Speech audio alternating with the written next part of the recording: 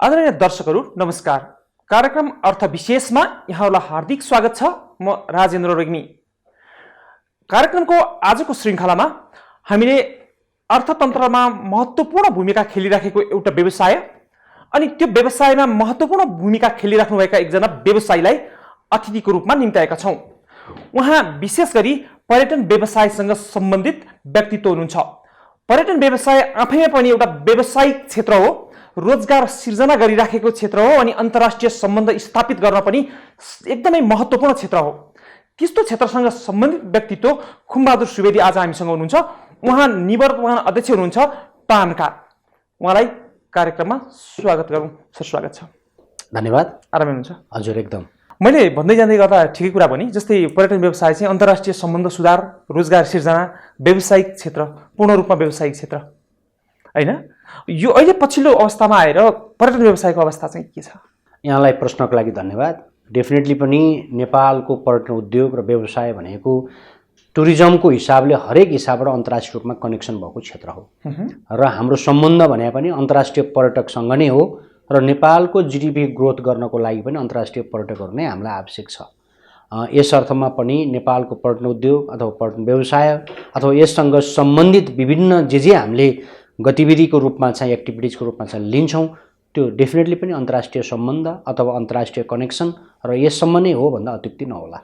आजको यो पछिल्लो अवस्थामा चाहिँ विशेष गरी पर्यटन क्षेत्रकै अवस्था हजुर ओभरअलमा हेर्दा कसरी हेर्न सकिन्छ? जस्तै आजभन्दा 3 वर्ष अगाडिको अनि बीचको अनि अहिले पछिल्लो अवस्थालाई यो तीनवटालाई हामी कसरी तुलना गर्ने? अब हिजोको पर्यटन र आजको पर्यटन आकाश जमिनको फरक छ भन्दा अत्युक्ति नहोला। यस अर्थमा भने म हिजो ट्रेकिङ गाइड हुँदा अथवा 29 वर्षसम्म म यो पर्यटनमा लाग्दाको पर्यटन अथवा त्यो किसिमको एउटा विदेशी पर्यटकहरू आगमन र आजसम्म कमर्सियल हिसाबबाट आउँदाको पर्यटनमा फरक छ। र तपाईँले भन्नुभएको 3 वर्ष भने चाहिँ कोभिडलाई जोड्न खोज्नुभयो होला। कोभिडभन्दा अगाडिको पर्यटन डेफिनेटली पनि हामीले 12 लाख जति पर्यटक आयो भन्थ्यौँ र आफ्टर कोभिड पछि पर्यटकको आगमन एकदम न्यून छ र एराइभल एकदमै कम छ र अस्तिको डाटा अनुसार चाहिँ करिब 2 लाख जति विदेशी पर्यटकहरूले नेपालको भ्रमण गर्यो भनेको छ। अब ग्रेजुअल्ली बढ्दै गएको अवस्था छ र हिजोको 12 लाख र आजको 2 लाखलाई तुलना गरी कुरो भएन हामीलाई, किनकि लाखौँ पर्यटकहरूको आवश्यक छ र हरेक एउटा पर्यटन व्यवसायलाई सम्पन्न बनाउनलाई अथवा इकोनोमिक रूपमा ग्रोथ गराउनलाई अथवा हामी सम्पन्न एउटा टुरिज्मको हिसाबबाट बन्नको लागि त धेरै नै फरक छ। अब आशा गरौँ आगामी सिजनहरू सुरु हुँदैछ, त्यस सिजनमा हामीले अपेक्षा गरेको लाखौँ पर्यटकहरूको आगमन हुनेछ र हाम्रा गतिविधि त्यही किसिमले जानेछ र आगमन एकदम न्यून छ र पदयात्रा र पर्वतारोहणको हिसाबले चाहिँ बढी पर्यटकहरूको आगमन भएको छ र टुर र अन्य एक्सकर्सनको हिसाबले चाहिँ विदेशी पर्यटकहरूको आगमन कम छ। यस अर्थमा पनि रसिया र युक्रेनको एउटा जुन द्वन्द्व छ त्यसले पनि विदेशी पर्यटकको आगमनमा समस्या पारेको छ। जस्तै अहिले चाहिँ हामी केमा केन्द्रित हौँ भने जस्तै कस्तो पर्यटकहरूको गन्तव्य चाहिँ विशेष गरी नेपाल हुने गर्छ? नेपालमा आउने पर्यटकहरू विशेष गरी कुन देशको हुनुहुन्छ? अब यसको खास गरी भन्दा चाहिँ हामीले युरोपियन टुरिस्टहरू बढी नै पर्सेन्टमा छ। डेफिनेटली अमेरिकन क्यानाडियन टुरिस्टहरू पनि आगमन त्यही किसिमले छ र अस्ट्रेलियन टुरिस्टहरूको आगमन राम्रो छ, किनकि अब करिब 8-10 घन्टाको फ्लाइट र टाढाको रुट पनि परेन, इकोनोमी पनि राम्रो भएको कन्ट्री र ट्राभलिङ अथवा एडभेन्चरमा पनि मन पराउने कन्ट्री भन्दा अस्ट्रेलियाको पनि राम्रो छ। अब एसियन मार्केटहरूमा चाहिँ मलेसियन, सिङ्गापुर लगायतको कन्ट्रीहरूको आगमन छ र डेफिनेटली पनि ठुला कन्ट्रीहरू इन्डिया र चाइनाको आगमन बढी हो। तर अहिले चाइना बन्द भएको कारणले गर्दा चाइनिज पर्यटकहरूको नेपालमा आगमन छैन र भारतीय पर्यटकहरूको चाहिँ धेरै राम्रो आगमन अस्तिसम्म थियो र अहिले बैङ्क खुलिसकेपछि फेरि इन्डियन पर्यटकहरूको आगमन नेपालमा घटेको अवस्था र मुख्य गरी बढी आगमन भनेको इन्डिया र चाइनाको हो, प्लस युरोपियन, अमेरिकन र अस्ट्रेलियन टुरिस्ट लगायतको आगमन पनि नेपालमा उल्लेखनीय नै छ।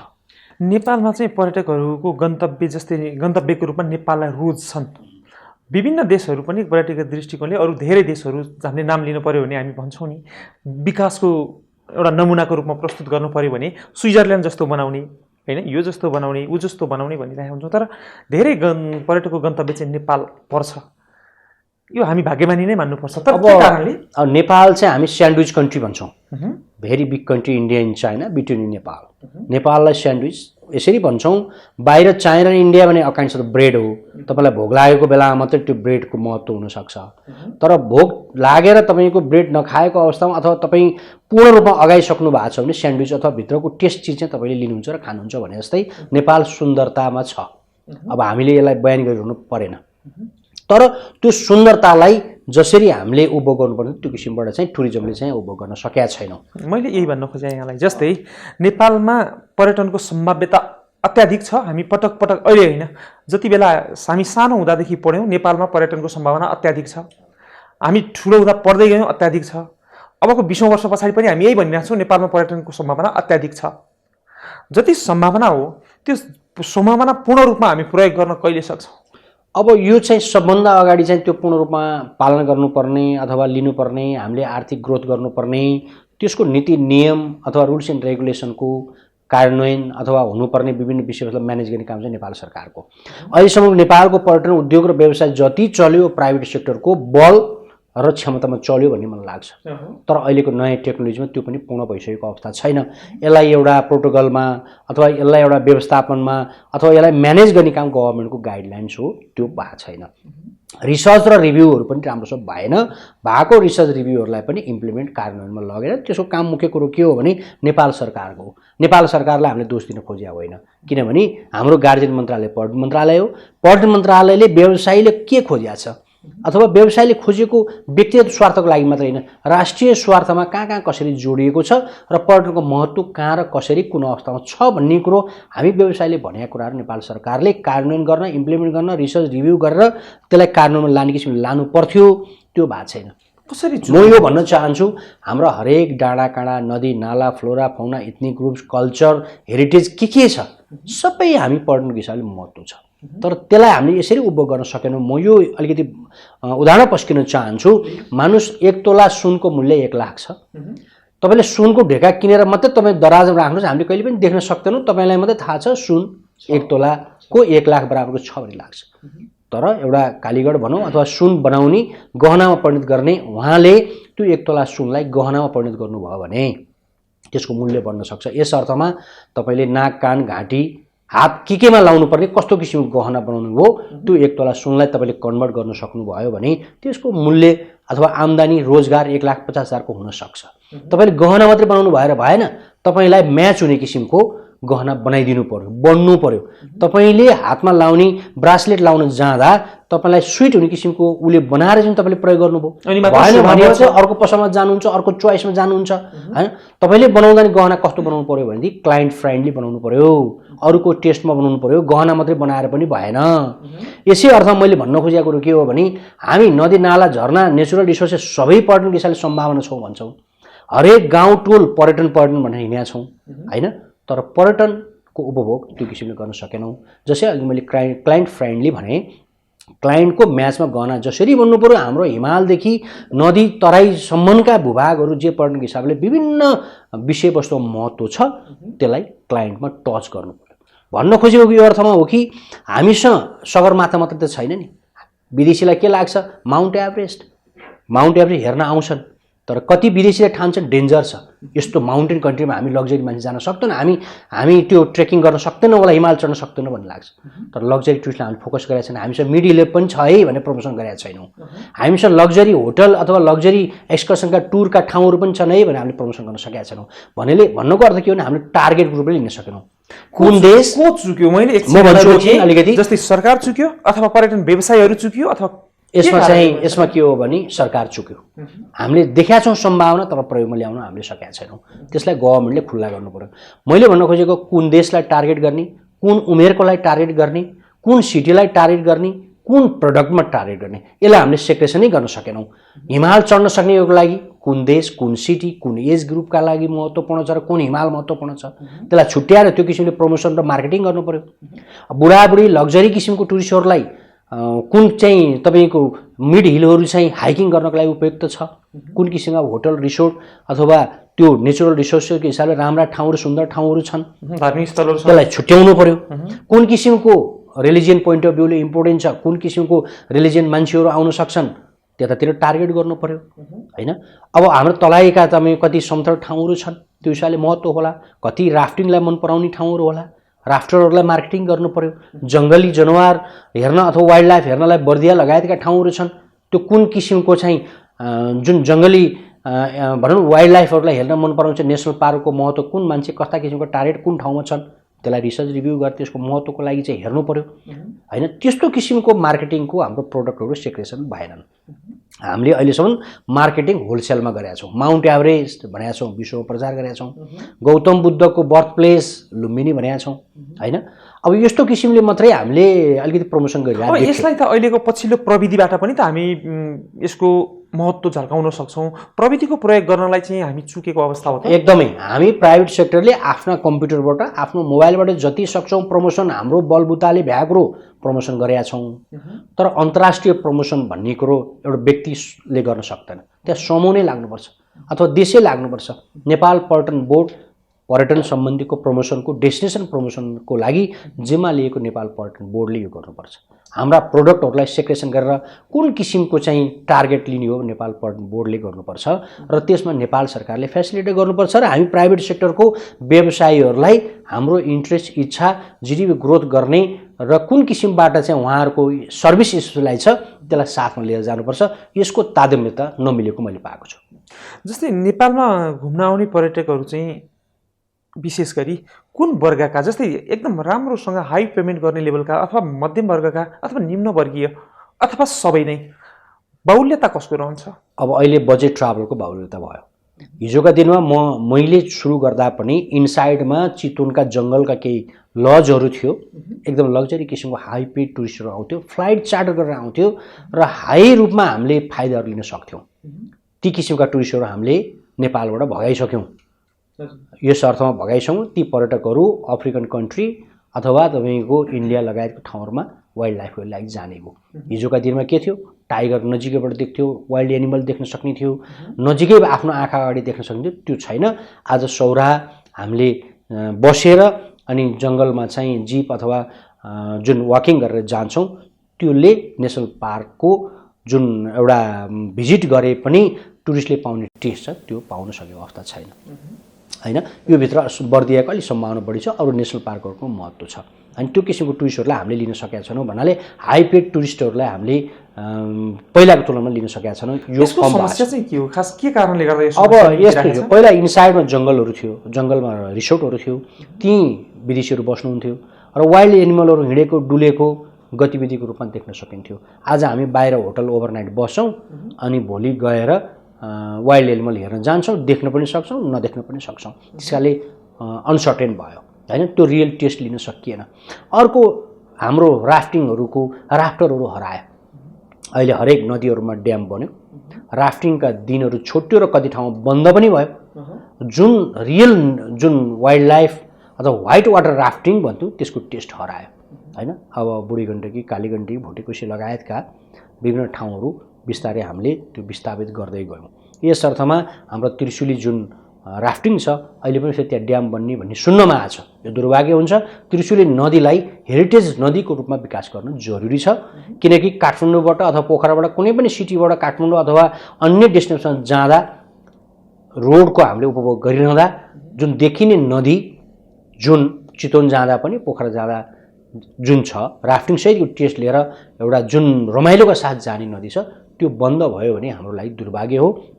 एटलिस्ट त्रिशुली नदीलाई हेरिटेज नदीको रूपमा नेपाल सरकारले सेभ गरेर राख्नुपर्छ। ड्याम बन्नु हुँदैन र यसको अर्थ विकास विरोधी चाहिँ होइन र अन्य नदीहरूमा गएर पनि बिजुलीको विकास गर्दा हुन्छ, बिजुली उत्पादन गर्दा हुन्छ। थुप्रै नदीमा बनाइसकेको अवस्था छ, त्यसको सही व्यवस्थापन गरौँ। त्रिशुली नदीलाई हेरिटेज नदीको रूपमा राख्नुपर्नेछ र त्यो किसिमका हाम्रा राफ्टरहरू हराए। हिजो कालीगण्डी, बुढीगण्डी, कर्णालीमा यदि कायक र राफ्टिङका बोटहरू बोकेर आउनुहुन्थ्यो, ती पर्यटकहरू हामीले देख्न पाएनौँ। यो दुई किसिमको लग्जरी टुरिस्टहरू र एडभेन्चर टुरिस्टहरू हामीले विस्थापित गर्दै गएका छौँ र अझै पनि हामीसँग पदयात्रा प्रवतारणहरूको सम्भावनाहरू छन्। विदेशी पर्यटकहरू आइरहनु भएको छ। यहाँले धेरै लामो समयदेखि पर्यटन क्षेत्रलाई नियाल्दै पनि आइराख्नु भएको छ, निवर्तमान यातानका अध्यक्ष पनि हुनुहुन्छ। जस्तै नेपालको पर्यटन व्यवसायमा एउटा जुन समस्या देखिएको छ त्यो समस्या समाधान गर्नपट्टि यहाँले कति कोसिस गर्नुभयो? विशेष गरी अहिले पछिल्लो दिनमा एउटा समस्या के छ भने धेरै मानिसहरूले रोजगारी गुमाइराखेका छन्। लगभग कति मानिसहरू चाहिँ प्रत्यक्ष अप्रत्यक्ष चाहिँ पर्यटन व्यवसायमा रोजगारको रूपमा रहेका थिए भन्नुहोस् त? अब यो कोभिड पछि त हामीले धेरै व्यवसाय पनि गुमायौँ। व्यवसायी साथीहरू जुन इन्भल्भ हुनुहुन्थ्यो उहाँहरू पनि योबाट विस्थापित हुनुभयो। डेफिनेटली त्यो हुनसाथै हामीले हाम्रा कर्मचारीहरू अथवा त्योसँग प्रत्यक्ष अप्रत्यक्ष रोजगार गर्ने व्यक्तित्वहरू पनि हामीले डाइभर्ट गऱ्यौँ अथवा गुमायौँ, किनकि कोभिडको कारणले गर्दा हामीले सबैलाई अड्याउन सकेनौँ। अनि यो प्रभावित क्षेत्र भने होल पर्यटनमा पर्यो। यो क्षेत्र त्यो क्षेत्र मात्रै होइन, सबै क्षेत्र प्रभावमा पर्यो। अब हामीले करिब प्रत्यक्ष अप्रत्यक्ष रूपमा चाहिँ 15 देखि 16 लाख हामी नेपाली साथीहरूले अथवा व्यवसायीहरूले कतै न कतै रूपमा चाहिँ हामी इन्भल्भ थियौँ। हामीले त्यो क्षेत्रहरू धेरै तरिकाले गुमायौँ। कति विदेश जानुभयो, कतिले आफ्नो जबै ट्रान्सफर गरेर अरू क्षेत्रमा लाग्नुभयो होइन। अब यो विस्थापित त धेरै नै भयो, तर पनि अब अहिले जुन पर्यटकको आगमन भएको छ र ती हाम्रा रोजगारी गुमाएको व्यक्तिहरूलाई एडजस्ट गर्न हामीले कोसिस गरिरहेछौँ, तर एकदमै न्यून छ। अब करिब 2 लाख जति पर्यटकहरू आउनु भएको छ होइन। त्यसमा कोही पदयात्रा छन्, कोही पर्वतारोहण छन् अथवा अन्य गतिविधिमा छन् होइन। अब यो सबै नेपालका होटलहरू पनि भरिभराउ छैनन्, गेस्ट हाउसहरूको समस्या छन्, पसलदेखि रेस्टुरेन्टदेखि ट्राभल ट्रेकिङहरूको आफ्नै अस्त व्यस्तता हिसाबमा छ। तर पर्यटकको आगमन जबसम्म मुख्य रूपमा बढ्दैन तबसम्म यो अप्ठ्यारो स्थितिमा छ। एक्ज्याक्ट डाटा चाहिँ हामीले दिन नसके पनि अन्दाजको रूपमा हामीले करिब एभरेजमा, अन्दाज भन्दा नि एभरेजमा भन्दाखेरिमा चाहिँ 15-16 लाख जति हाम्रा प्रत्यक्ष अप्रत्यक्ष रूपमा चाहिँ रोजगारीहरू गुमेको अवस्था देखिन्छ। र अहिले करिब 2 लाख जति बिस्तारै आफ्नो रोजगारीतिर फर्किँदै आएको अवस्था पनि हामीले प्रत्यक्ष रूपमा हेर्दा त हामी ट्रेकिङ व्यवसाय भनेर हेऱ्यौँ, तर यहाँ त रोजगारी कसको गुम्यो भने जस्तै ट्याक्सी व्यवसायहरूदेखि लिएर होटल रेस्टुरेन्ट व्यवसायदेखि लिएर अरू विभिन्न क्षेत्रमा जो चाहिँ सामान्य सामानहरू नेपाली हेरिटेज एन्सेन्ट गुड्सहरू बनाएर बजारमा बेच्ने जो मानिसहरू हुनु उहाँले समेत आफ्नो रोजगारी गुमाउन पुग्नुभयो। अब यो कुनै एउटा यस्तो समय आइदियोस् जति बेला त्यो सबै गुमेका चिजहरू पुनर्स्थापित होस्, यो कहिलेसम्मलाई आशा गर्न सकिन्छ हामी? अब मैले अघि अलिकति जोडेका थिएँ, यो जुन 2 देश बीचको द्वन्द्व छ, रसिया र युक्रेन बीचको, यो स्टप हुनु पर्यो। कोभिडको जुन समस्या छ यो पनि एउटा स्टेबल पोइन्टमा पुग्नु पर्यो र विदेशी पर्यटकहरू स्मुथ रूपमा कोभिडभन्दा अगाडिको जुन अवस्था थियो त्यो अवस्थाले विश्वभरि घुम्न सक्ने अवस्थाहरू सिर्जना हुनु पर्यो र त्यसमा इकोनोमिक ग्रोथको हिसाबले अथवा इकोनोमिक मुभमेन्ट पनि ती पर्यटकहरूमा हुनु पर्यो। त्यो इकोनोमिक अवस्था चाहिँ राम्रो भएन भने उहाँहरूले घुम्नको लागि त्यति इच्छा आकाङ्क्षा राख्नुहुन्न, किनकि पहिला त दैनिक लाइफ हेर्नु पर्यो, त्यसपछि नै घुम्ने हो। घुम्ने भनेको अप्सन हो, नघुम्ने र नगै नहुनुपर्ने त छैन, बाध्यात्मक छैन। यो अप्सनल भएको कारणले गर्दा यो सबै वातावरण मिलेपछि मात्रै विदेशी पर्यटकको उल्लेखनीय आगमन हुन्छ। र अब हामीले अन्तर्राष्ट्रिय रूपमा चाहिँ हाम्रो फ्लाइट क्यारियर भन्छौँ होइन, अन्तर्राष्ट्रिय एयरलाइन्सहरू जब स्मुथली रूपमा चाहिँ उड्दैन, त्यो फ्लाइट अपरेसनमा आउँदैन, तबसम्म हामीले बढी पर्यटक आउँछ भन्ने अपेक्षा गर्नु बेकार छ। किनभने बढी पर्यटकको आगमन फ्लाइटबाटै हुन्छ भने बजेटदेखि लग्जरी किसिमका फ्लाइट अपरेसनहरू ओल रूपमा चाहिँ उड्नु पर्यो, त्यसपछि मात्रै नर्मल अवस्था आउँछ। यो इकोनोमिक अवस्था नर्मल आउनलाई 3 देखि 5 वर्ष लाग्छ भन्ने हाम्रो प्रक्षेपण छ, किनभने यो सबै कुरो व्यवसाय भन्ने बित्तिकै हामी अरू देशका पर्यटनसँग पनि नेपालको पर्यटनलाई जोडेर हेर्नुपर्छ। मैले अघि पनि भने यो अन्तर्राष्ट्रिय सम्बन्ध स्थापित गर्ने व्यवसाय पनि हो होइन। विदेशी हामीकोमा आउँछन्, हामीले विदेशमा हाम्रो कल्चर सिकाउँछौँ, उता उनीहरूको कल्चर हामीले सिक्छौँ। अब यो हुँदाहुँदै पनि नेपालको पर्यटन व्यवसायमा रात्रिकालीन व्यवसायले पनि एउटा महत्त्व राख्यो के? अहिले पछिल्लो दिनमा रात्रिकालीन व्यवसाय चाहिँ विशेष गरी काठमाडौँको ठमेलमा अथवा पाटन क्षेत्रमा अथवा पोखरा यस्ता विभिन्न क्षेत्रहरूमा यसको अवस्था के छ?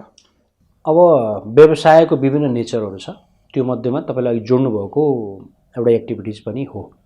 त्यसमा विभिन्न व्यक्तिहरूको आफ्नो इच्छाहरू हुन्छ, आकाङ्क्षाहरू हुन्छ होइन। विभिन्न पर्यटकीय गतिविधिको प्रमोसन गर्ने र एक्टिभिटिजभित्र पर्छ र जुन कुरोले हामीलाई टुरिज्मलाई ग्रोथ हुन्छ, डोमेस्टिक भनौँ अथवा इन्टरनेसनल रूपमा मुभमेन्ट हुन्छ, त्यसलाई प्रायोरिटी दिनु जरुरी छ होइन। अब त्यो हामीले कति कुराहरूलाई रुल्स एन्ड रेगुलेसनभित्र बस्नुपर्ने अवस्था हुन सक्ला, कति कुरालाई म्यानेज गर्नु पर्ला। हामी व्यवसायीहरूले पनि त्यसलाई सही ढङ्गबाट म्यानेज गर्दै आफ्नो व्यवसाय सञ्चालन गर्नुपर्छ भन्ने गतिविधिलाई पनि अगाडि लानुपर्छ।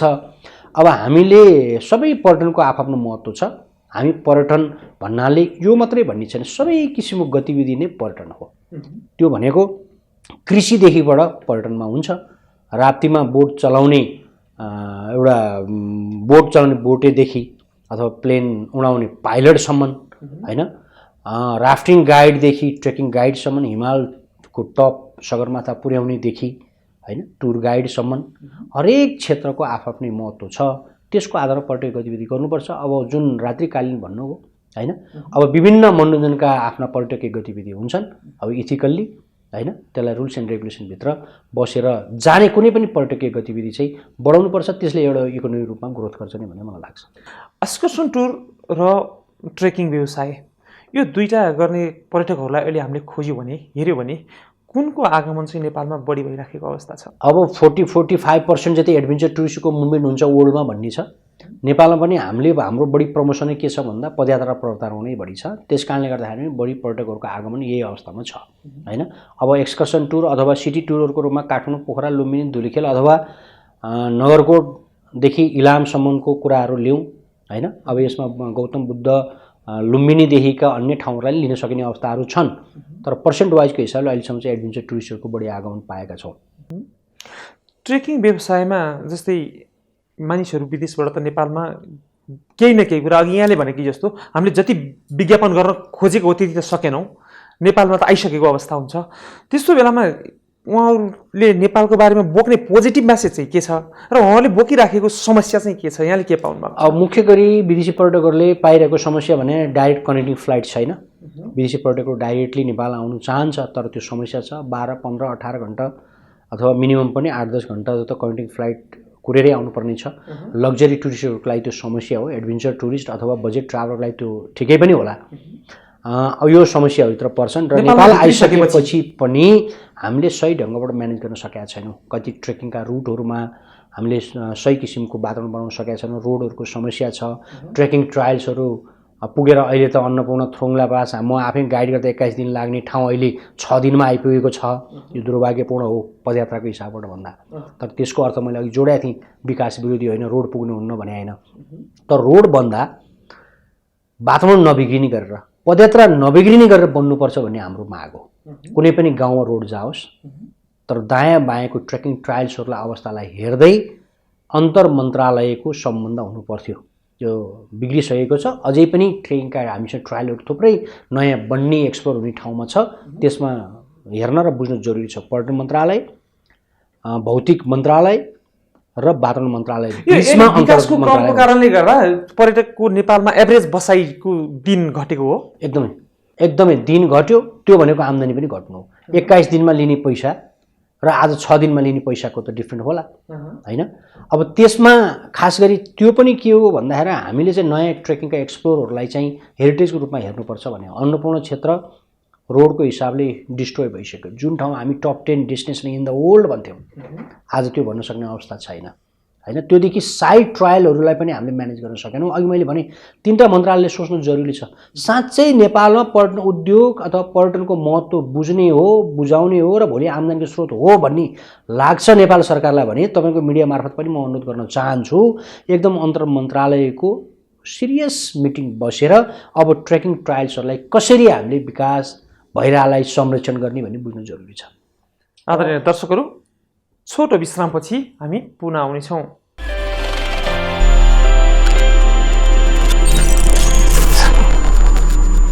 विश्रामपछि यहाँलाई पुनः स्वागत छ। धन्यवाद। हामी कुरा गर्दैछौँ ट्राभल टुरिज्मकै। यहाँ टानको अध्यक्ष कति समयसम्म रहनुभयो? करिब 2 वर्ष 10 महिना जति मैले अध्यक्ष भूमिका निर्वाह गरेँ। खास गरी हाम्रो कार्यकाल भनेको 2 वर्ष हो र कोभिडको कारणले अलिकति हामीले टाइम एक्सटेन्ड गर्नुपर्ने बाध्यात्मक अवस्था आयो र हामीले आफ्ना गतिविधिमा पनि अलिकति एक्सटेन्ड गऱ्यौँ र त्यो 2 वर्ष 10 महिनाको पिरियडमा मैले पर्यटन सम्बन्धी गर्नुपर्ने अथवा हाम्रो टिमले गर्नुपर्ने होल व्यवसायको अपेक्षा अनुसार एज मच एज पोसिबल हामीले आफ्नो निर्वाह गऱ्यौँ र बाँकी समय नयाँ कार्यसमितिलाई ह्यान्डओभर गरिरहेछ र हाम्रा कामहरूको लागि नयाँ कार्यसमितिलेहरू अगाडि बढाउनु छ भन्ने हाम्रो अपेक्षा छ। 2 वर्षको अथवा 2 वर्ष 10 महिना करिब 3 वर्ष भनौँ न, 3 वर्षको कार्य अवधिभित्रमा सबैभन्दा बढी जटिल अवस्थामा पनि भयो जति कोभिडको कारणले गर्दा।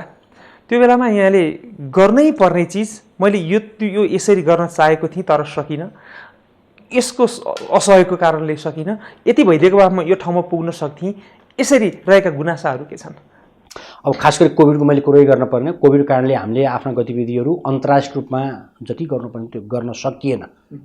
एक्सेप्ट कोभिड त्योदेखि बाहेक हामीले आन्तरिक कामहरू ट्रेकिङका नयाँ केही डेस्टिनेसनहरूको एक्सप्लोर गऱ्यौँ र कोभिडको समयमा अप्ठ्यारोमा परेका श्रमिक साथीहरूलाई राहतको रूपमा काम गऱ्यौँ। माछापुछ्रे बैंक क्रेडिट कार्डका सुविधादेखि व्यवसायसम्मको सकेसम्मको आफूले सक्ने संस्थाका दिशाबाट सपोर्ट गऱ्यौँ। पर्यटन ऐनहरूको समस्या थियो। नेपाल सरकार खास गरी हाम्रो गार्जियन मन्त्रालय पर्यटन मन्त्रालयलाई पर्यटन ऐन चाहिँ व्यवसाय फ्रेन्डली पर्यटक फ्रेन्डली राष्ट्रलाई पनि फाइदा हुने सरकारलाई पनि फाइदा हुने किसिमकोमा पर्यटन ऐन बनाउने किसिमका हामीले 2035 सालमा मात्रै पर्यटन ऐन लागू भएको थियो। त्यो अहिलेसम्म लागू भएको छ र त्यसलाई सुधार्नको लागि ठुलै रूपमा चाहिँ एउटा हामीले त्यसलाई अनुरोध गरेर एउटा इम्प्लिमेन्टको कार्यान्वयनमा लगेका छ। त्यो पनि एउटा पोजिटिभ रूपमा लिनु पर्यो। Trekking information management system teams भन्छ नेपाल पर्यटन बोर्ड र टान बिचमा गरिएको जुन एमयू थियो सम्झौता त्यसलाई पनि कार्यान्वयन गरेर हामीभित्र केही समस्याहरू बेरिजु भयो भने नेपाल पर्यटन बोर्डको थियो त्यसलाई पनि एउटा काँडा झिक्ने काम गरिरहेका छौँ। आन्तरिक रूपमा हामीले गरिएका ती कामहरू थिए र जुन हामीसँग नीति नियम अथवा पर्यटनसँग गर्नुपर्ने आन्तरिक रूपमा हेर्दा सानो लाग्ने तर संस्थागत हिसाबबाट महत्त्वपूर्ण व्यवसायिक हिसाबबाट महत्त्वपूर्ण हुने कामहरू गरियो। तर मैले इलेक्टेड अथवा मेरो टिम इलेक्टेड भइसकेपछि आफ्टर 3 मन्थ पछि चाहिँ कोभिड सुरु भयो। त्यसकारणले ठुला कुराहरू मात्रै भन्दा पनि संस्था र व्यवसायलाई आवश्यक पर्ने बेसिक आन्तरिक कामहरू गरिएको अवस्था हो र भोलि नेपाल पर्यटन बोर्ड र नेपाल सरकारले अन्तर्राष्ट्रिय रूपमा प्रमोसन गर्दा लिनुपर्ने फ्रेमवर्कहरू अथवा गाइडलाइनहरू तयार पारिएको अवस्था छ। मार्केटिङ हिसाबले सबभन्दा महत्त्वपूर्ण कन्ट्री विदेशी पर्यटक नेपालमा ल्याउने र जिडिपी ग्रोथ गराउने अस्ट्रेलिया महत्त्वपूर्ण हो भन्ने डाटा सहितका कुराहरू पस्केका छौँ। किनकि 2 दिन लाएर युएस क्यानाडामा प्रमोसन गर्नुभन्दा 8-10 घण्टाको फ्लाइटबाट अस्ट्रेलियाको मार्केट नेपालमा आउन सक्ने किसिमको र सजिलो हुने किसिमको चाहिँ हामीले एउटा वातावरण बनाएका छौँ। लगायतका कामहरू गरिएको अवस्था हो। तर अपेक्षाकृत रूपमा व्यवसायले जुन खोजिएको थियो त्यो किसिम गर्न नसकेको प्रति म निवर्तमान टानको अध्यक्षको हिसाबबाट व्यवसायीसँग पनि मैले आफ्नो किसिमको आफ्ना जुन भनाइहरू चाहिँ पस्किसकेको छु र तपाईँको मिडिया मार्फत पनि सम्पूर्ण पर्यटन व्यवसाय र खास गरी पदयात्रा पर्वतारोहणमा संलग्न रहनुभएको व्यवसाय र श्रमिकप्रति म यो मैले भनेका कुराहरू चाहिँ उहाँहरूसँग समर्पण पनि गर्न चाहन्छु। यहाँले त आफूले सक्दो कोसिस गरिहाल्नुभयो हैन, यो कुरा त बाहिरबाट पनि थाहा नै भइहाल्छ। तर यहाँले आफूलाई मनमा लागेकै कुरा कसैको गुनासो भए गुनासैको रूपमा पनि भनिदिन सक्नुहुन्छ नि। जस्तै नेपाल सरकारको नेपालमा पर्यटन विकास गर्नको लागि पर्यटन मन्त्रालय, पर्यटन विभाग, नागरिक उड्डयन प्राधिकरण यी विभिन्न संस्थाहरू जुन छन् उहाँहरूको चाहिँ पर्यटन वास्तवमै विकास गर्नुपर्छ भन्ने भित्र मनदेखि रहेको यहाँले पाउनुभयो कि उहाँहरूले चल्दै जान्छ, आखिर दिन बित्दै जान्छ, समय कट्दै जान्छ भन्ने पाउनुभयो, के पाउनुभयो? जुन पछिल्लो समय बित्ने र दिन बित्दै जाने जुन कुरोमा त्यसमा म सहमत छु। जति हामीलाई एउटा चासो चिन्ता हामी एउटा इलेक्टेड भएपछि आएपछि केही गरौँ भन्ने सोच हुन्छ त्यसमा हामी बढी तातेको हुन्छौँ अथवा बढी समय दिएका हुन्छौँ। आफ्नो बिजनेस व्यवसाय छोडेर पनि हामी व्यावसायिक हिसाबले चाहिँ समर्पण अथवा समय लिएर चाहिँ व्यवसायीहरूप्रति एउटा समय दिउँ भनेर आएका हुन्छौँ। त्यसप्रति हामी एकदम लगावका साथ दौड्यौँ, लाग्यौँ। आफ्नो इस्यु एजेन्डा मिसन भिजन जे थियो त्यसलाई पस्कने कोसिस गऱ्यौँ र सरकारले लिने काम पनि गर्यो, सरकारवालाले बुझ्ने काम पनि गर्यो, तर कार्यान्वयन हुन सकेन। र यस अर्थमा पनि नेपाल सरकारप्रति अथवा खास गरी हाम्रो गार्जियन मन्त्रालय पर्यटन मन्त्रालयप्रति जति चासो लिएर चाहिँ अगाडि बढेर हामीले भनेका कुराहरूलाई कार्यान्वयन पर्थ्यो त्यो हुन सकेन। बिकज अफ मन्त्रीहरूको चेन्ज हुने अवस्था जुन सचिवहरूको चेन्ज हुने अवस्थाहरू छ, हाम्रा माग अनुरोधहरू सबै ठाउँमा पुर्याएर पनि हुन्छ भन्दा पनि त्यसलाई कार्यान्वयन नहुने जुन अवस्था छ त्यो नेपालको लागि दुर्भाग्य हो। स्टेबल गभर्मेन्ट नहुनु, स्टेबल ब्युरोक्रेटमा नरहिदिनु, विविध कुराहरूले गर्दा हामीले अपेक्षाकृत रूपमा चाहिँ पर्यटन मन्त्रालय अथवा खास गरी सरकारवालाहरू निकायहरूबाट कार्यान्वयन नभएको कारणले गर्दा हामीले त्यो पाउन सकेनौँ। नेपालमा भित्रिसकेको टुरिस्ट यहाँकै अघिकै शब्दमा भन्ने हो भने करिब अहिलेको बसाइदेखि 6 देखि 7 दिनको बिचमा छ एभरेजमा, जुन पहिला 13-14 दिन थियो। त्यो 6-7 दिन नेपालको एभरेज बसाइभन्दा पछाडि फर्किने बेलामा उहाँहरूको गुनासो अथवा उहाँहरूले चाहिँ नेपालप्रति गर्नुभएको एप्रिसिएसन यो दुईटालाई यहाँले कसरी हेर्नु भएको छ? अब ओभरअल हेर्दा गुनासो त त्यति पर्यटकहरूबाट त्यति पाइएको हुँदैन। उहाँहरू एउटा प्लानमा आउनुहुन्छ, हामी हस्पिटालिटीमा इन्भल्भ भएका अपरेटरहरूले खुसीका साथ नै पठाउँछौँ। अब यदा कदा सानोतिनो समस्याहरू हुन सक्लान्, त्यो त अब अपरेसनमा आउँदा, काम गर्दा, नेपालमा हुँदा, फेसिलिटेट अरूसँग डिपेन्ड हुँदा अलिअलि समस्या त होलान् नै।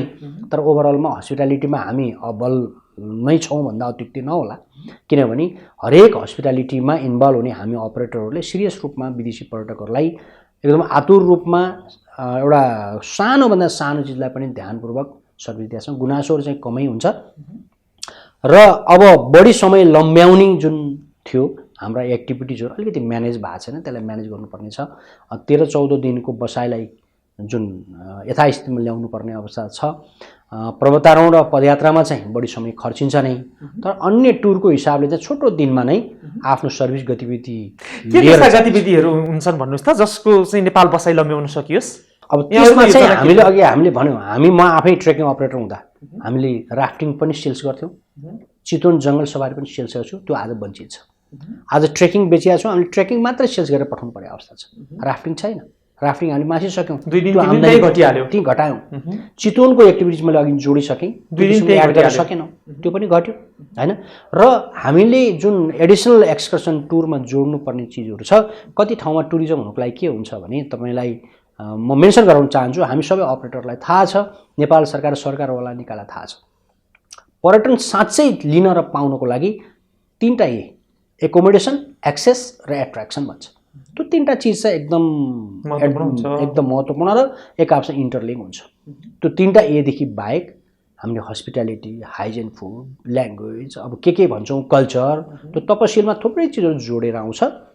अहिले हामीले चितवन, पोखरा, लुम्बिनी बढी चल्यो अथवा बढी पर्यटक गयो भन्छौँ, त्यहाँ एकोमोडेसन छ, सजिलो एक्सेस छ, एट्र्याक्सन पनि छ। र कुनै ठाउँमा एट्र्याक्सन छ, एक्सेस छैन, अथवा एक्सेस र एट्र्याक्सन भयो, एकोमोडेसन छैन।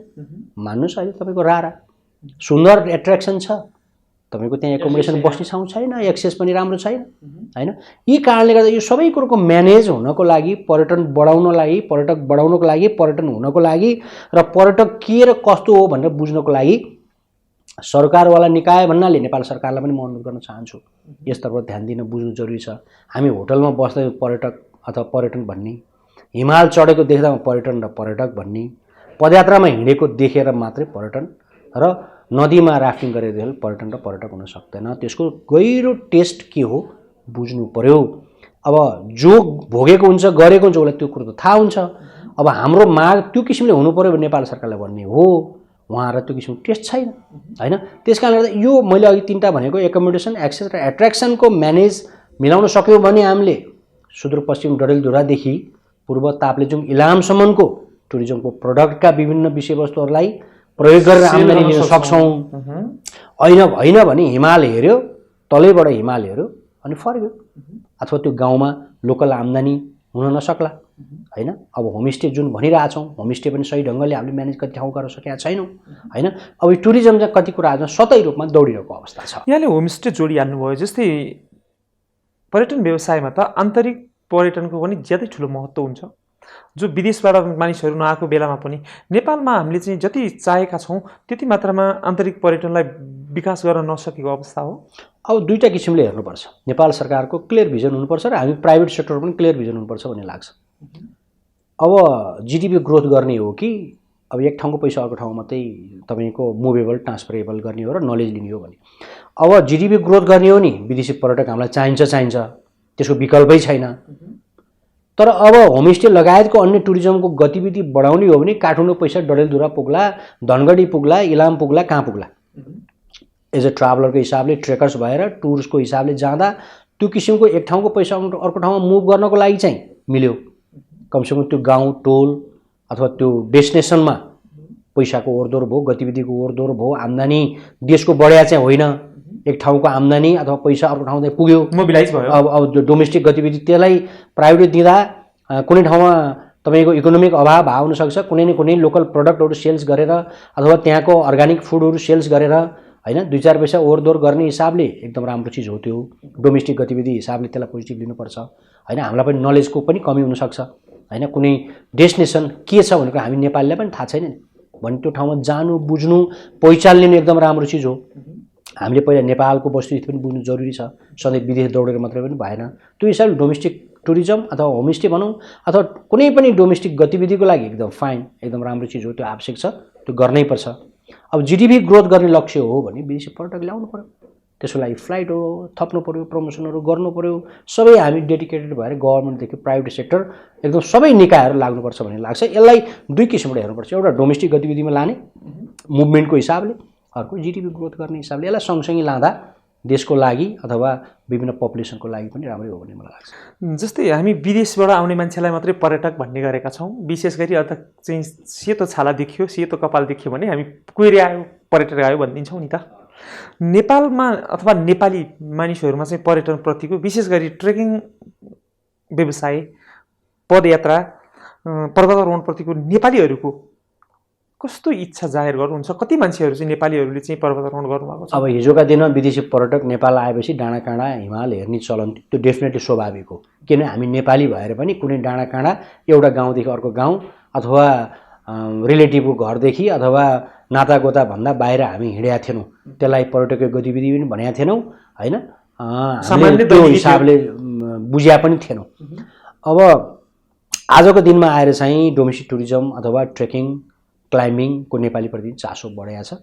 स्पेसली कर्पोरेट हाउसका व्यक्तित्वहरू पनि विभिन्न ठाउँ घुम्न जानुभएको छ, स्कुल कलेजका विद्यार्थीहरू पनि घुम्नु भएको छ, अथवा अन्य क्षेत्रको पनि ट्रेकिङ कहाँ हो, के हो ट्रेकिङ होइन, कुन हिमाल कहाँ के छ भने चासो लिएर नेपाली पर्यटकहरू पनि अहिले घुम्न थालेको अवस्था छ।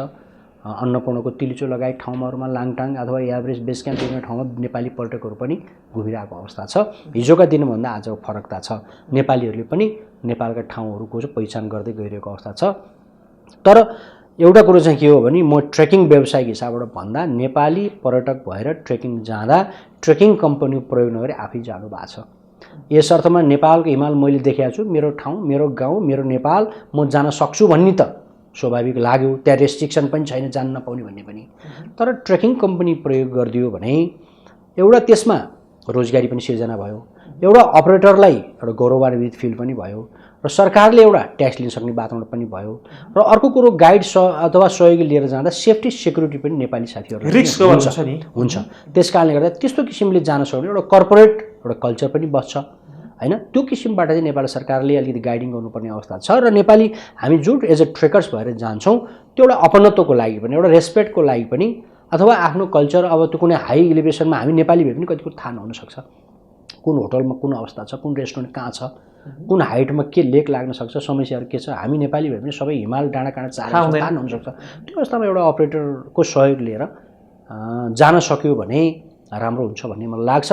त्यो कल्चरको चाहिँ हामी नेपालीमा कमी छ, त्यसतिर बढाउनुपर्छ भन्ने म एउटा पर्यटन व्यवसायीको साथमा पदयात्रा व्यवसायीको हैसियतबाट चाहिँ त्यो पनि म अनुरोध गर्न चाहन्छु। अहिले जस्तै अहिले होस् अथवा पहिला होस् अथवा पछि आउने दिनहरूमा होस्, यो पर्यटन अथवा ट्रेकिङ व्यवसाय विशेष गरीमा देखिने सबैभन्दा ठुलो चुनौती चाहिँ के रहेछ?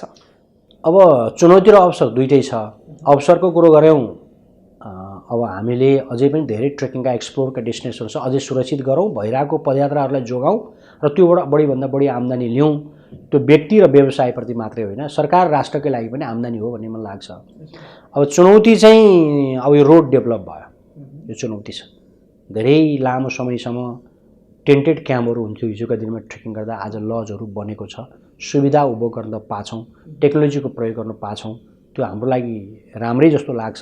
तर त्यसले आम्दानी चाहिँ घटाइरहेको अवस्था छ। जस्तै मैले चाहिँ कुन अर्थमा सोधिराखेका थिएँ भने जस्तै हाई अल्टिच्युडको कारणले गर्दा कतिपय पर्यटकहरू चाहिँ बिरामी पर्ने अवस्था, कतिपयहरूको त डेथै भइसकेको अवस्था, यस्तो बेलामा चाहिँ हामीले सहज चाहिँ रेस्क्यु गर्न नसकेको अवस्था, यी चुनौतीहरूको चाहिँ सामना। अब यो समस्याहरू छन्, तर पहिलाको तुलनामा त धेरै न्यूनीकरण छ। अहिले त बिरामी हुने बित्तिकै हेलिकप्टर पठाउन सक्ने अवस्था छ, धेरै ठाउँमा फोनका सुविधाहरू छ, अल्टिच्युड लाग्ने बित्तिकै रेस्क्यु गरेर ल्याउने अवस्थाहरू छ, फर्स्ट एड मेडिसिनहरू पनि सही तरिकाले अब अहिले प्रयोग गर्न सक्ने अवस्था, अथवा हामी अवेर पनि भएको छौँ, प्रयोग पनि गरिरहेछौँ, त्यो कम भइसकेको छ। तर पनि अब यदाकदा हाई अल्टिच्युडको समस्याहरू अथवा रेस्क्युको समस्याहरू छन्। अब त्यसलाई प्रोपरली अर्को म्यानेज गर्दै जानुपर्छ। ट्रेकिङका दिनहरू घटेको अवस्थाले विदेशी पर्यटकहरू छिटो छिटो हाई इलिभेसनमा पुग्नुपर्ने अवस्था छ। आज मनाङमै डाइरेक्ट गाडी पुग्छ, मनाङ पुग्ने बित्तिकै हाई लाग्न पनि सक्छ होइन। त्यो एउटा एडजस्टमेन्ट अल्टिच्युडको एउटा ब्यालेन्स नमिल्न पनि सक्छ। ती चुनौतीहरू छ। अब त्यसलाई म्यानेज गर्दै जाने हो र पर्यटक आफैले पनि बुझ्दै जानु पर्यो हैन, आफूले एक्लिमेटाइजको हिसाबले कसरी एडजस्ट गर्दै जाने हो हैन, एउटा रमाइलो तरिकाले शरीरलाई एउटा आराम दिँदै जानुपर्ने अवस्थाहरू छ। त्यो पर्यटकको आफै पनि अवेर हुनुपर्छ, अपरेटरले पनि त्यो सुझाव दिनुपर्छ र हामीले मैले अघि रोडको कुराहरू पनि जोडेँ, यो अवस्थाहरू छन्। हामी हेलिकप्टरको कनेक्सनहरूदेखि एकदम नजिक अवस्थामा छौँ। पहिला जस्तो जोखिमपूर्ण पदयात्रा र पर्वतारोहण अहिले छैन, अहिले कमर्सियल पनि भइसकेको छ र व्यवस्थापकीय हिसाबले पनि हिजोका दिनभन्दा आज सहज बनेको छ। अब अहिले पछिल्लो समयमा हेरौँ न, आजको समयलाई हेर्दा लगभग कोभिड नर्मल अवस्थामा आइसकेको छ। नर्मल अवस्थामा कोभिड आउने बित्तिकै व्यवसाय तत्काल नर्मल भइहाल्छ भन्ने कुरा त होइन। अब तर के कारण, अब कहिलेसम्ममा अहिलेको यो नर्मल जुन अवस्था आएको छ, यो अवस्थामा पर्यटक व्यवसायीहरूको अवस्था चाहिँ वास्तविक अवस्था के छ, आशा गर्नुपर्ने चाहिँ ठाउँ कति छ र अहिलेको वास्तविक बुकिङको अवस्था कस्तो छ भन्नुहोस् त।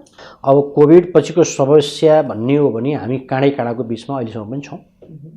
अब त्यसलाई नर्मलाइज गर्दै जानुपर्ने अवस्थाहरू हामी व्यवसायको बाध्यता हो, किनभने हामी लामो समय यही पर्यटन व्यवसाय रह्यौँ र अन्य व्यवसाय चेन्ज गरेर पनि अर्को क्षेत्रबाट तुरुन्तै हामीलाई आम्दानी हुन्छ भन्ने ग्यारेन्टी पनि छैन।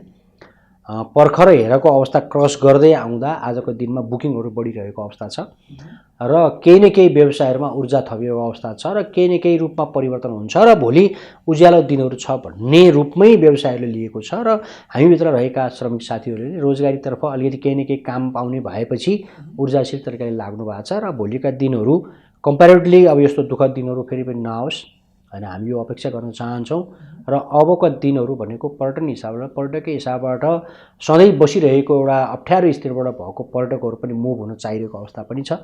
यस अर्थले भोलि इकोनोमिक ग्रोथ हुन, रोजगारी सिर्जना हुन अथवा रोजगारी पाउनको लागि पोजिटिभ छ र बुकिङहरू बढ्दै गएको अवस्था छ र यो वर्ष अथवा अटम अथवा स्प्रिङ सिजनमा पनि विदेशी पर्यटकहरू आगमन हुनेछ र हामीले बढीभन्दा बढी रोजगारी पाउने अथवा सिर्जना गर्ने अवसर चाहिँ हुनेछ भन्ने हाम्रो अपेक्षा पनि छ। यति धेरै प्रतिकूल अवस्थामा पनि धेरै पर्यटक व्यवसायी साथीहरूले आफ्नो व्यवसायलाई बचाएर राख्नुभयो। धेरै रोजगार पाइराखेका साथीहरूको लागि रोजगार पनि बचाएर राखिदिनु भयो। अब यो अवस्थामा तत्काल रोजगार दिइहाल्न सक्ने अनि त्यहाँबाट आर्थिक हिसाबले सबल भइहाल्न सक्ने अवस्था देख्नुहुन्छ? होइन, अब हामी एडभेन्चरकै बिचमा हो। हामी हिजो कुनै साथी हामी अथवा हिजो भरियाबाट सुरु गऱ्यौँ, गाइड भयौँ, गाइडबाट ओनर भयौँ, दुःखका दिनहरू गाउँघरबाट विभिन्न तरिकाले व्यतीत गर्दै आयौँ। आज हामी कमर्सियल सिटीमा भइरहँदा पनि दुःखलाई पनि सुखमा परिणत गर्दै अथवा सुख भएको थियो भने पनि दुःखको अनुभूतिलाई चाहिँ एउटा अनुभूतिको रूपमा लिँदै हामी आजसम्म अड्या छौँ। जति व्यवसायहरू अड्यौँ पर्सेन्टको हिसाबले हामी केही साथीहरू अलिकति डिस्पर्सिभ हुनुभयो होला, बाँकी साथीहरू आफ्नो व्यवसायमा रहनु भएको छ, फर्किनु भएको छ, बचाउनु भएको छ, सस्टेन हुनुभएको छ। भोलिका दिनमा यसलाई अलिकति ग्रोथ गर्दै जानेछौँ। हाम्रो थुप्रै 5 स्टार होटलहरू अन द वेमा आइरहेको अवस्था छ। अन्य व्यवसायहरू फर्केर आएको छ, ऊर्जाशील तरिकाले लाग्नु भएको छ। अब आशा गरौँ आगामी दिनमा पोजिटिभ हिसाबले जानेछ र यस हिसाबबाट नै हामी सबै अगाडि बढ्नुपर्ने छ र व्यवसायी, श्रमिक साथीहरू र यो सरकार प्रत्यक्ष अप्रत्यक्ष सबै व्यक्तित्वहरू सही ढङ्गबाट अगाडि बढ्नुको विकल्प पनि छैन। हामी कार्यक्रमको करिब अन्त्यतिर छौँ। यहाँ चाहिँ टानको अध्यक्ष भइसक्नु भएको निवर्तमान अध्यक्ष, आफ्नो कार्यकालमा यति काम मैले गर्न सकिनँ, यदि अर्को कार्यकाल पनि मेरो यदि थपिएको थियो भने म यति काम चाहिँ पुरा गर्थेँ पर्यटन साथी व्यवसायी साथीहरूको लागि भन्ने यहाँको मनमा अहिले लागिराखेको कुरा केही छ? अब म इलेक्टेड हुने बेलामा मैले घोषणापत्रमा उल्लेख गरेका करिब 70% कामहरू भएको अवस्था, 30% अन्तर्राष्ट्रिय प्रमोसन, अन्तर्राष्ट्रिय गतिविधि र यहाँ प्रमोसन हिसाबले गर्नुपर्ने कामहरू गर्न नसकेकोमा डेफिनेटली 30% प्रति मेरो असन्तुष्ट पक्ष छ बिकज अफ कोभिडको कारणले। कति सकिन्थ्यो त्यो बेलामा रिजल्ट आउँथ्यो र त्यो गर्न सकिएन। भिजिट नेपालको स्टार्टिङ हुँदा हामी उल्लासमय तरिकाले लागेका थियौँ र अन्तर्राष्ट्रिय रूपमा हामीले अलिकति पदयात्रा पर्वतारोहणलाई अन्तर्राष्ट्रिय रूपमा एउटा गुड ब्रान्डका साथ प्रेजेन्ट गर्छौँ, टानको हिसाबले एउटा राम्रो किसिमको एउटा नेम र फेम प्रेजेन्ट गर्छौँ भन्ने थियो र अन्तर्राष्ट्रिय किसिमबाट विदेशी पर्यटकलाई नेपालमा ल्याउँछौँ र एडभेन्चर ट्राभल सो पनि नेपालमा गर्छौँ भन्ने लक्ष्य थियो। केही कुराहरू पुरा नभएको डेफिनेटली व्यवसायी साथीहरूलाई पनि थाहा छ र मैले त्यो कुरो भनेको पनि छु, म आफूलाई पनि थाहा छ र व्यवसायीहरूलाई त यति प्रष्ट नै छ। अब त्यसमा हामीले धेरै गुनासो गरिरहनु भन्दा पनि समय अवस्था परिस्थिति सबैलाई थाहा भएको कारणले गर्दा अब मैले यो गरिँ त्यो गरिनँ भनेर मिठो कुरो मात्रै गरेर भन्दा पनि त्यो सबै छर्लङ्ग भएले गर्दा तपाईँको मिडिया मार्फत धेरै कुराहरू गुनासो मात्रै गरिरहनुभन्दा पोजिटिभ हिसाबले जानुपर्छ। आज तपाईँ हामी यसरी बोल्न सक्ने अथवा भन्न सक्ने र व्यवसायीसँग रहन सक्ने कोभिडको समस्याबाट हामी बच्यौँ, यो बाँच्न सक्नु पनि ठुलो उपलब्धि हो भन्ने राख्नुपर्ने जरुरी छ। मरेको भए सकिन्थ्यो भने आज बाँच्या छौँ भने असन्तुष्टि व्यक्त गर्नुभन्दा सन्तुष्टिको बिचमा जाउँ हैन, हामी एउटा पोजिटिभ भावमै जाउँ। र अब आलोचना त त्यही हो, अब हरेक किसिमको काम हुनसक्छ, आलोचना आउनु स्वाभाविक हो। अब आलोचना नै लिनु छ भने त अब केही पनि नगर्नु पर्यो, केही पदमा नजानु पनि पर्यो र केही पनि नबोल्नु पनि पर्यो हैन। अब त्यो किसिमबाट जान सकिन्थ्यो। अब केही गर्न खोजिया छ, पुरा नहुँदा आलोचना आउँछ। अब केही बन्न खोजियो, अध्यक्ष बन्न खोजियो, त्यसमा अध्यक्षले गर्न सक्ने कुरा नहुँदा त्यसमा आलोचना पनि आयो हैन। अब नबोलिकन बस्नु पनि भएको छैन, केही कुरो इस्यु एजेन्डाहरू मिसन भिजन हुन्छन्, गर्नु पर्यो भनेर हुन्छन्, पुरा नहुँदा केही आलोचना आउनु स्वाभाविक हो। तर आलोचनाको बिचमा जति समय 2 वर्ष 10 महिना अथवा 3 वर्ष जति व्यतीत गरियो र एक्सेप्ट कोभिड, बाँकी समय पूर्ण रूपमा भरमग्दुर तरिकाले चाहिँ टान र नेपालको पर्यटन व्यवसायप्रति समर्पण गरियो। किनभने पूर्ण रूपमा अफिसलाई छोडेर व्यवसायीहरूको हक हित अथवा नेपालको पर्यटन प्रमोसन र नेपाल सरकारलाई अथवा हामीलाई जिडिपी ग्रोथ गर्न कसरी सकिन्छ भन्ने किसिमबाट सहयोगी भूमिका खेलेर नै मैले व्यतीत गरेँ। त्यसप्रति म सन्तुष्ट छु र असन्तुष्टिको आफ्ना स्वरहरू तपाईँको मिडिया मार्फत अथवा पर्यटन व्यवसायमा पोस्ट गर्न म चाहन्न। अन्तिम प्रश्न, हजुर, नयाँ नेतृत्वलाई के गरोस् नयाँ नेतृत्वले भन्ने यहाँको अपेक्षा छ? अब म 19औं अध्यक्ष थिएँ। 44 वर्ष टानको इतिहास बोकेको संस्था हो। अन्तर्राष्ट्रिय रूपमा मलाई लाग्छ राष्ट्रिय स्तरमा पनि राम्रै गतिविधिको रूपमा एक्सपिडिसन चलाउनदेखि करोडौँ डलर चाहिँ नेपाल सरकारलाई बुझाउने हाम्रा मेमोरी एजेन्सीको हो। नयाँ साथीलाई मैले पदभार हस्तान्तरण गरिसकेपछि पूर्व अध्यक्षहरूले आफ्नो आफ्नो इट्टा थप्दै जानुभयो। त्यसमा थप इट्टा थप्ने किसिमको मेरो सुझाव, रचनात्मक सहयोग उहाँहरूप्रति हुनुहुन्छ र उहाँहरूलाई त्यही किसिमले मैले सुझाव दिएको छु। र 100% पूर्ण काम कुनै अध्यक्षले गर्नुभएको थियो भने अरू अध्यक्षको आवश्यकता पर्दैन थियो। पूर्णता नभएर नै अरू अध्यक्षहरू, अरू कार्यसमितिहरू अथवा समयअनुसारको आवश्यकताहरूको आधारमा बढेको हो। र यस अर्थमा पनि नयाँ कार्यसमितिलाई मैले रचनात्मक सहयोग गर्ने, पूर्व अध्यक्षहरूले गर्नुभएका राम्रा चिजहरू छन् भने अझ त्यसलाई चाहिँ गोडमेल गरेर अझ राम्रो बनाउँदै जाने र समयअनुसारको नयाँ चक्रहरू आएको विभिन्न आवश्यकताअनुसारको व्यवसायीहरूको आवश्यकताहरू अथवा समस्याहरू उद्देश्यहरू जे छन् त्यसलाई पूर्ण गर्ने किसिमबाट जानुहुनेछ भन्ने मेरो अपेक्षा हो। त्यही शुभकामना अथवा त्यो बधाई तपाईँको मिडिया मार्फत पनि trekking agencies association of Nepal टानको नयाँ नेतृत्व र कार्यसमितिलाई तपाईँको मिडिया मार्फत पुनः पोस्ट गर्न चाहन्छु। हस्, यहाँको ज्यादै महत्त्वपूर्ण विचार अनि महत्त्वपूर्ण समयको लागि हार्दिक धन्यवाद। यहाँलाई पनि धन्यवाद। केही भनाइहरू, पर्यटन समितिका विभिन्न गतिविधिहरू पस्कने अथवा भन्ने र बुझ्ने र बुझाउने जुन मौका दिनुभयो, यहाँलाई पनि धेरै धेरै धन्यवाद। आदरणीय दर्शकहरू, यहाँहरूले कार्यक्रम हेरिदिनु भयो, यहाँहरूलाई पनि धन्यवाद। यी र यस्तै आर्थिक गतिविधिहरूका लागि हेर्दै गर्नुहोला बिजनेस प्लस टेलिभिजन एचडी। आजको कार्यक्रमबाट क्यामेरामा भाइ पूरण साथ मलाई पनि बिदा दिनुहोस्। नमस्ते।